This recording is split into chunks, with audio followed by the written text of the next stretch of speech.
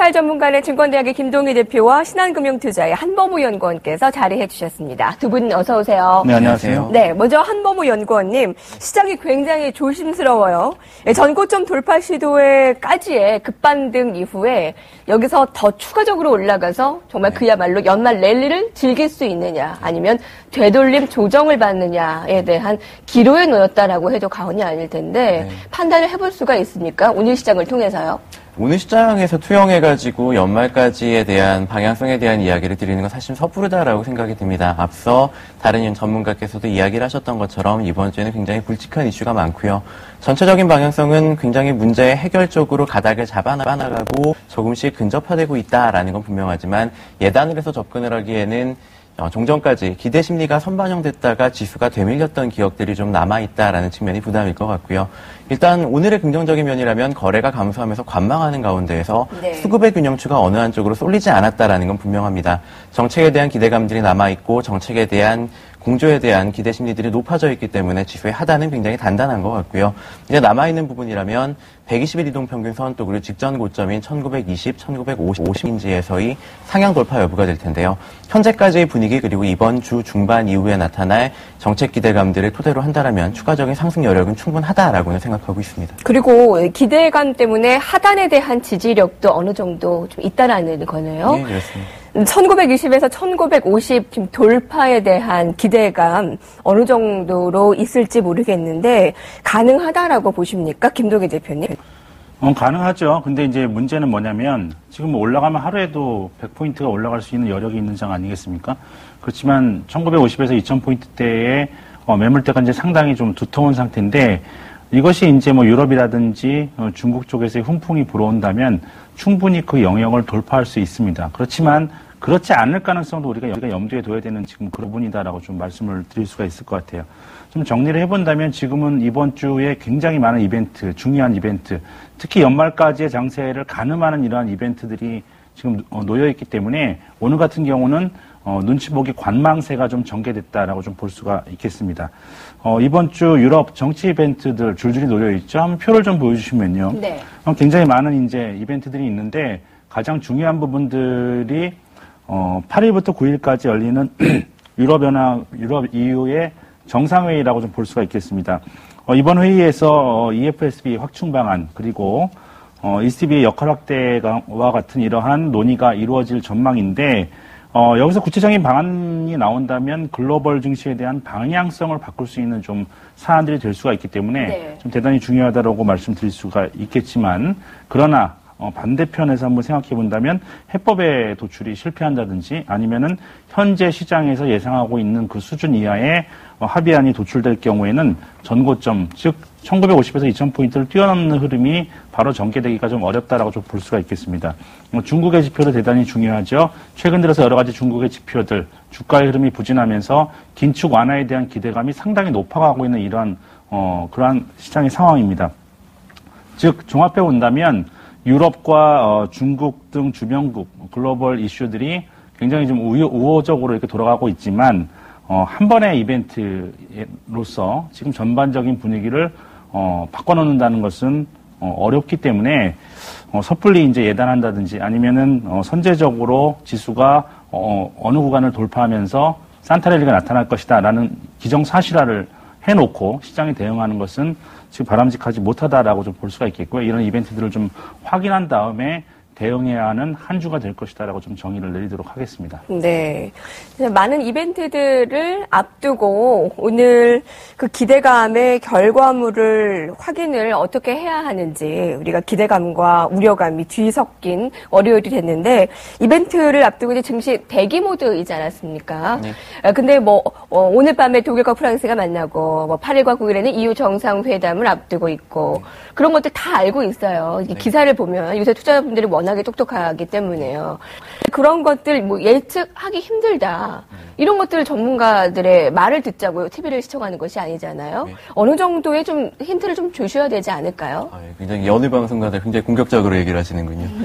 이야기를 드린다면 최근의 방향성은 명확해져 있습니다. 어떤 식이냐면요. 과거의 사례를 돌이켜본다라고 하시면 가장 큰 문제 해결을 이끌어내는 방법은 부실 자산에 대한 적극적인 매입 주체가 나타나야 됩니다. 현재 같은 경우는 그러한 역할을 21일태에서 좀 기대를 많이 하고 있는데요.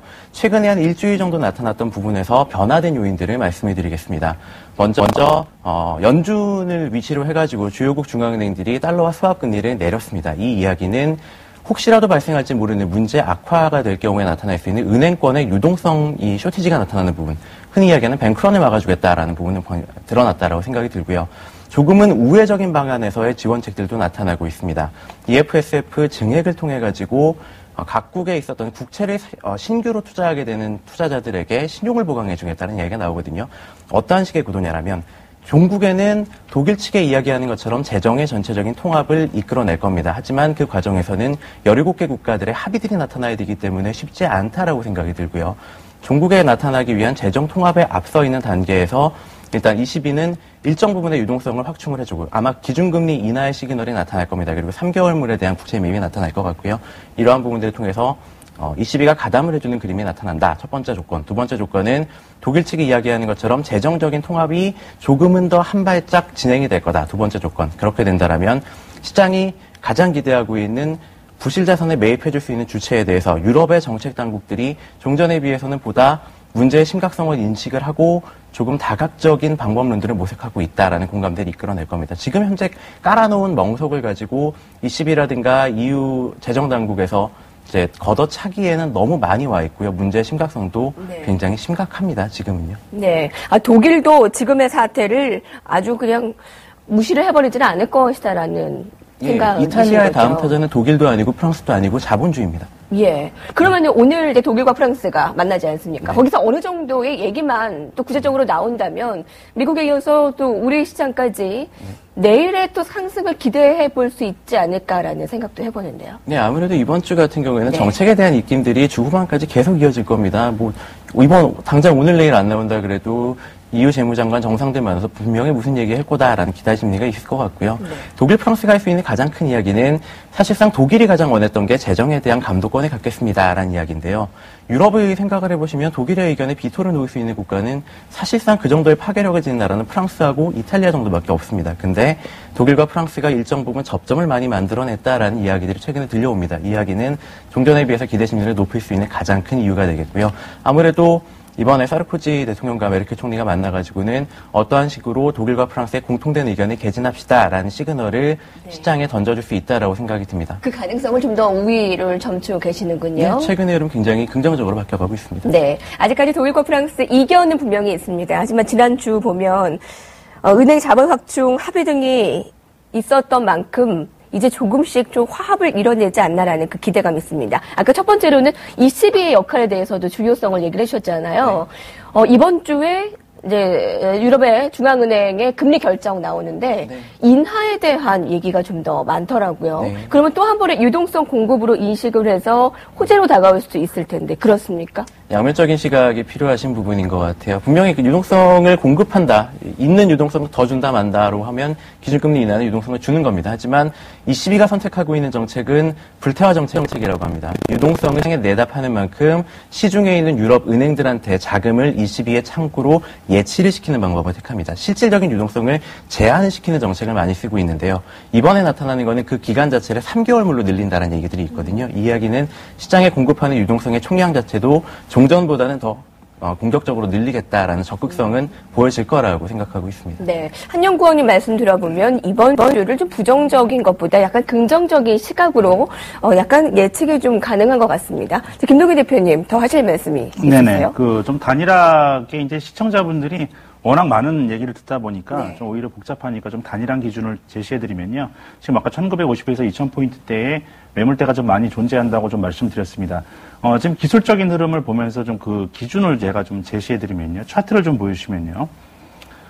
지금 8월 달에 코스피가 이제 급락을 한 이후에 옆으로 계속해서 이제 횡보하는 흐름을, 기간조적인 흐름을, 박스권 흐름을 보여줬습니다. 그리고 이제 마지막 남은, 반등을 하면서 마지막 남은 저항대가 이 수평으로 놓여있는 이제 241선이 위치한 구간이 2000포인트인데, 이 구간을 돌파한다는 것은, 유로존의 문제가 어느 정도, 실마리를 갖고 이제 해결감을 갖고 이것이 시장에 반영된다라고 좀 볼 수가 있겠습니다. 그래서 오히려 지금 구간에서 여러분들이 미리 예측을 하고 대응하는 것보다는 2,000포인트를 돌파하는 흐름이 나타난다면 이때 오히려 더 적극적인 좀 추가 매수 전략으로 나서는 것이 바람직한 전략이 될 것이고 2,000포인트를 돌파하게 된다면 이제 어느 정도 그동안의 우려감이 이제는 해결의 실마리를 찾아가는구나라는 이런 기준점으로 좀 잡으시면 될 것 같습니다. 2,000이 오히려 지지되는 것을 확인하면 더 매수하자라는 건데 사실 그렇게 넘어가면은 개인들은 더 누가 먼저 팔까 그런 얘기를 할 것 같은데. 그렇지 않고요. 우리가 네. 매매할 때는 저가 매수 전략을 구사할 때도 있지만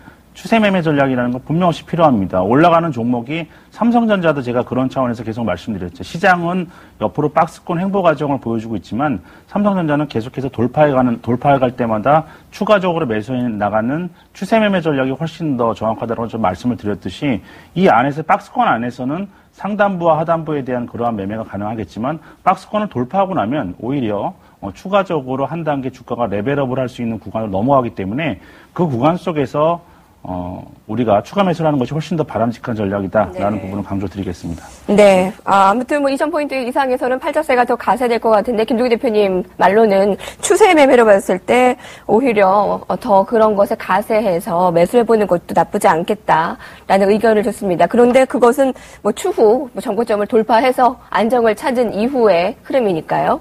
오늘 종목별로 봤을 때 중소형 IT주들이 아주 두각을 나타내는 모습이었습니다. 삼성전자 이후에 이제 제 세컨드 종목 찾기에 나서는 움직임이 개인까지 확산됐는데 그런 종목들을 좀 찾아가 보는 것 어떨까요, 김동희 대표님? 저는 스마트 기기 확산의 최대 수혜주는 여전히 삼성전자라는 생각을 갖고 있습니다. 그래서 그동안에 지속적으로 말씀드렸지만 IT주를 사려면 오히려 삼성전자를 사야 된다는 관점이고요. 단기적으로 본다면 부품주들이 초과 수익을 줄 수 있겠지만 중장기적으로 삼성전자 이상의 수익률을 주기는 어렵다. 지금 그게 시장이 보여주고 있고 그 답을 지금 시장에서 나타내주고 있는 거죠. 근데 그것을 굳이 외면하고 다른 차선책을 택할 필요는 없다라고 저는 생각하고 있습니다. 연구원님께서는요? 네, IT주가 가장 지니고 있는 현 시장에서의 의미라고 하면요. 시가총액 1위를 담당하는 기업이 사상 최고치를 경신하면서 시장을 아웃퍼폼한다라는 시그널은 굉장히 가지는 의미가 크다라고 여겨집니다. IT주들에 대한 긍정적인 시그널은 사실은 유지를 하고 있고 있는데 네. 다만 조금 생각을 하셨으면 좋겠는 거는 부품주들에 대한 부분들은 옥석 가리기가 진행될 가능성이 염두에 두셔야 된다고 생각이 네. 듭니다. 시기적으로 예. 12월 말로 가게 되면 이제 어닝스에 대한 부분들, 실적의 연속성, 성장성에 대한 부분은 검증이 필요한 구간이라고 생각이 들고요. 이러한 부분들은 향후 지수가 조금씩 상단에 대한 저항을 느껴지거나 내지는 1900에서 2000포인트대로 올라가는 과정에서도 중소형주가 다 달려가기보다는 네. 여기서도 옥석을 가려보자라는 심리들이 나타날 수 있다라고 좀 양비된 생각을 좀 함께 하시고 매매에 나서는 게 실익이 더 크실 거라고 생각이 듭니다. 김동희 대표께서는 중소형 IT를 사느니 삼성전자를 매수하라라는 의견 줬고요. 한연구원께서는 중소형 IT 중에서 옥석 가리기가 필요하다. 물론 다 올라갈 수는 없다라는 의견 줬는데 저도 앞서서 너무나 많은 종목들 또 이름도 어렵잖아요. 중소형 IT주들은. 그러니까 여러분들께서 차별화 자세 가지고 판단해야 할 것 같습니다. 자, 유가가 계속 100달러 위에서 움직이고 있는데 정유주들 긍정적인 영향 괜찮을까요? 의견 어떠세요? 시장 상회할 수 있는 수익률 가져갈 수 있다고 보세요. 우리가 이제 시장에서 어떤 업종이라든지 종목을 선택할 때는 그 업종의 성격을 잘 생각을 해야 됩니다. 삼성전자 같은 종목이 IT 업종 내에서 다른 업종 대비해서 초과 수익을 줄 수 있었던 원인은 경쟁력이 뚜렷, 그 업종 내에서의 차별성과 경쟁력이 뚜렷했기 때문이죠. 같은 IT 업종 내에서라도 수익률이 훨씬 더 처지는 업종이 있는 반면에 삼성전자는 시장 대비해서 훨씬 더 많은 초과 수익을 안겨주었습니다. 그렇지만 정유주 같은 경우는 차별성이 없는 제품을 생산한다는 것이죠. 즉 업종 내에서 어떤 업종은 SK가 GS보다 경쟁력이 훨씬 뛰어난다든지 이런 부분들이 아니라 동일한 어떤 제품을 생산해내는 그런 섹터이고 차별성이 없기 때문에 이런 부분에서는 업종 자체가 좋아져야 된다는 것입니다. 즉 경기 회복을 전제로 할 때만 상승이 가능하다는 것인데 그런 것에 비교해 봤을 때는 다른 업종들에 대비해서 지금 비교 우위가 크지 않은 그러한 상태이기 때문에 굳이 지금 정유 업종이 다른 업종보다 비교 우위에 있어서 꼭 정유 업종을 선택해야 된다라는 이러한 메리트는 없다는 것입니다. 그래서 모멘텀이 다른 업종 대비해서 크게 부재한 그러한 상황이기 때문에 중립적 의견을 저는 견지하도록 하겠습니다. 알겠습니다. 오늘 베스트 이슈였습니다. 한번 정리하고 가시죠.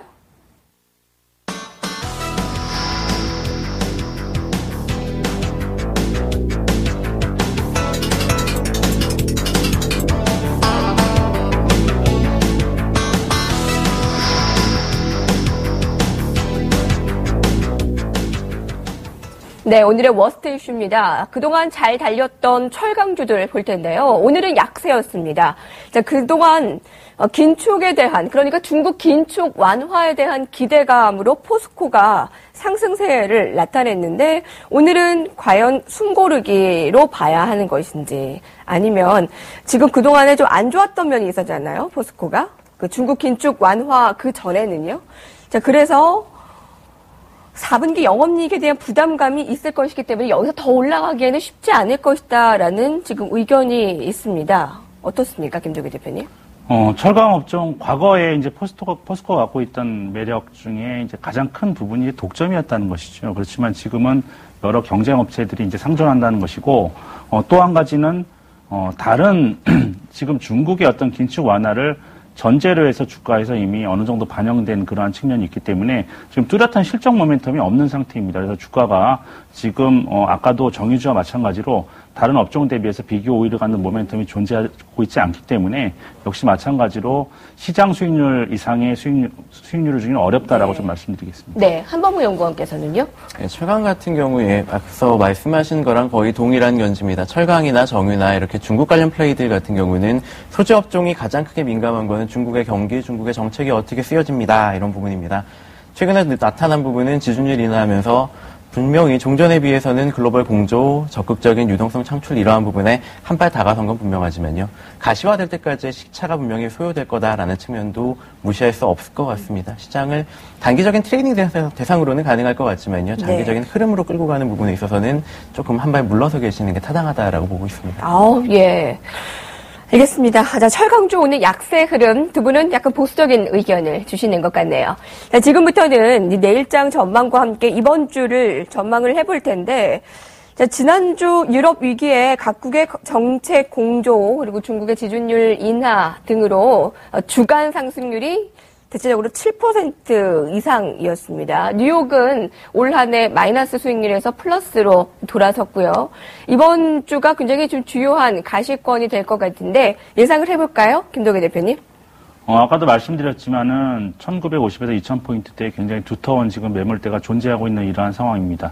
그렇지만은 한 가지 이벤트로 인해서 지금 변동폭이 50에서 100포인트 정도 왔다 갔다 하고 있는 상황이기 때문에 유럽 쪽에서 어떠한 긍정적인 낭보가 전해져 온다면 충분히 이 매물대도 돌파 가능한 국면이다라고 좀 말씀드릴 수가 있겠습니다. 그렇기 때문에 돌파한다 만다 우리가 이렇게 예측할 필요가 없겠고요. 아까도 말씀드렸지만 이 구간을 매물대를 돌파하고 나면 오히려 몸집이 굉장히 좀 가벼워지는 상태로 진입하기 때문에 그때 지금까지의 스탠스는 그냥 유지를 하시되 매물대를 돌파하게 되면 추가적인 매수 전략으로 돌입하는 것이 바람직하다. 상승 추세에 있는 종목군들을 더 매수하는 것이 바람직하다라고 좀 말씀드릴 수가 있겠습니다. 2000포인트대를 돌파하게 되면 상승 추세로 이제 비추세 구간에서 추세가 정해지는 구간으로 서서히 진입한다라고 좀 보셔도 좋을 것 같고요. 그렇다면 이 구간에서의 수급적인 움직임이 대단히 중요하다라고 말씀드리겠습니다. 지금은 외국인 그리고 투신권의 수급에 의해서 지수의 상승이 결정지어지고 있는 그러한 구간이기 때문에 그 어느 때보다도 수급적인 상황이 대단히 중요한 국면입니다. 11월 이후에 투자자별 매매 동향을 한번 일목요연하게 한번 살펴보도록 하겠습니다. 표를 보시면요.